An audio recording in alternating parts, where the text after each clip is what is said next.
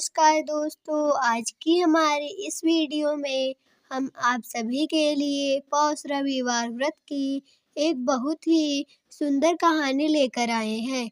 बहुत समय पहले की बात है, एक छोटे से गांव में धर्मपुर नाम का एक बसा बसाया गांव था। गांव के चारों ओर खेत, पीपल और बरगद के पेड़ और पूर्व दिशा में उगते सूर्य का दृश्य दिखाई देता था। गांव के लोग बहुत सादगी से जीवन जीते थे और सूर्य भगवान को अपने जीवन का आधार मानते थे। उन लोगों का सब कुछ सूर्य भगवान पर निर्भर था। उसी गांव में एक गरीब बूढ़ी औरत थी जिसका नाम शारदा था। वह अत्यंत धर्मपरायण स्त्री थी। उनकी उम्र लगभग 70 वर्ष थी। पति का देहांत वर्षों पहले हो चुका था और एकलौता बेटा भी किसी बीमारी से चल बसा था।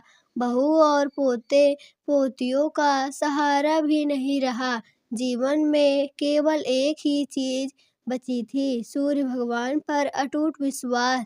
शारदा मिट्टी की छोटी सी झोपड़ी में रहती थी। सुबह होते ही वह उठती, नदी से थोड़ा जल लाती, झोपड़ी के सामने खड़ी होकर उगते हुए सूर्य को जल चढ़ाती और हाथ जोड़कर प्रार्थना करती, हे सूर्य नारायण, तू ही मेरा पिता है, तू ही मेरा पुत्र है, तू ही मेरा सहारा है। इस प्रकार वह बहुत ही श्रद्धा भक्ति से सूर्य का पूजन ध्यान करती थी।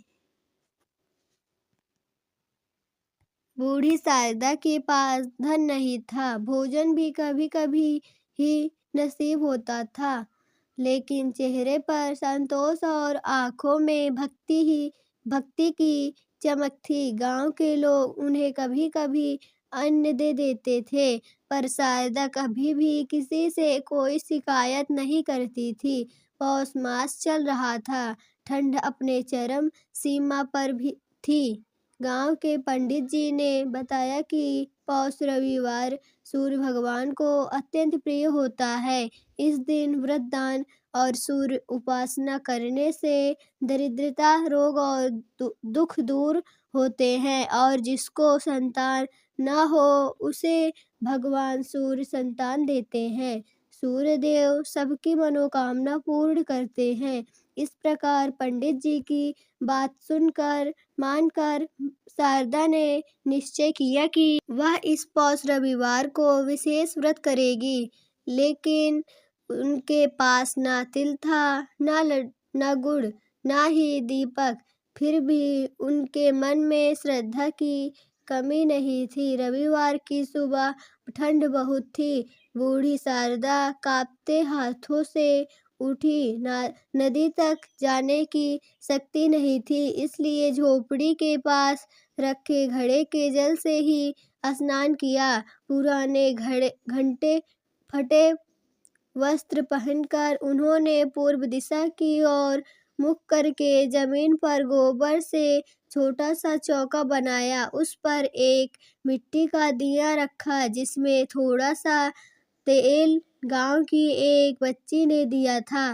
दीपक जलाकर उन्होंने सूर्य भगवान को प्रणाम किया और क्षमा याचना की। बूढ़ी शारदा ने कहा, हे भास्कर देव, मेरे पास कुछ नहीं, केवल भक्ति है। यदि यह स्वीकार हो तो मेरी वृद्धावस्था को संभाल लेना। व्रत रखते रखते दोपहर तक शारदा की तबीयत बिगड़ने लगी। भूख, ठंड और कमजोरी से शरीर कांपने लगा। गांव के कुछ लोग बोले, अरे अम्मा, इस उम्र में व्रत क्यों रखती हो, कुछ खा लो। पर शारदा मुस्कुराकर बोली, बेटा, जब सूर्य भगवान है तो भूख किस बात की। शाम होते होते वे बेहोश होकर झोपड़ी के बाहर गिर पड़ी। ठंडी हवा चल रही थी। गांव में अंधेरा छाने लगा। उसी समय एक अद्भुत घटना घटी।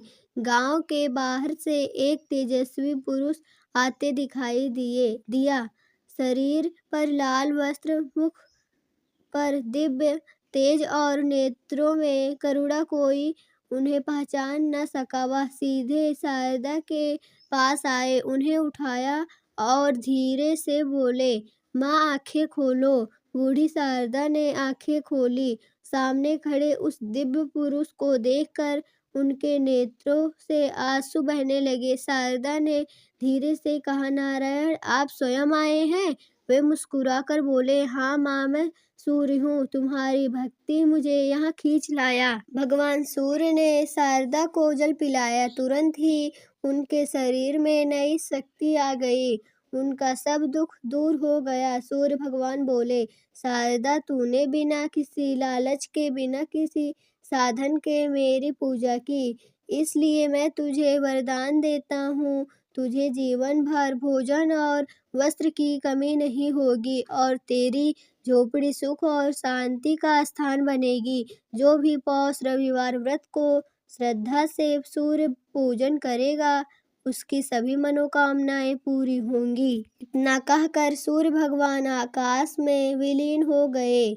उसी क्षण पूरब दिशा में तेज प्रकाश फैल गया, मानो सूर्य फिर से उदित गए हों।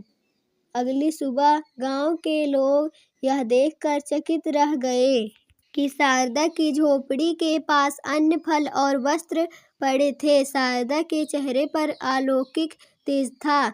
जब उन्होंने सारी घटना गांव वालों को सुनाई तो सबकी आंखें नम हो गई। लोगों ने समझ लिया कि सच्ची भक्ति में ही सबसे बड़ा बल होता है। गांव में यह परंपरा बन गई कि हर पौष रविवार को सूर्य भगवान की पूजा की जाए। शारदा को गांव की सूर्य कृपा प्राप्त माता कहा जाने लगा। जीवन के अंतिम दिनों में शारदा ने गांव वालों से कहा कि बेटा, सूर्य केवल आकाश में नहीं है, वह हमारी आत्मा में भी है। जो सत्य, सेवा और श्रद्धा के मार्ग पर चलता है, उस पर सूर्य भगवान की कृपा अपने आप बरसती है। तो दोस्तों, यह थी आज की कहानी। यह कहानी आप सभी को कैसी लगी, कमेंट बॉक्स में ज़रूर बताएं। आप सभी का बहुत बहुत धन्यवाद।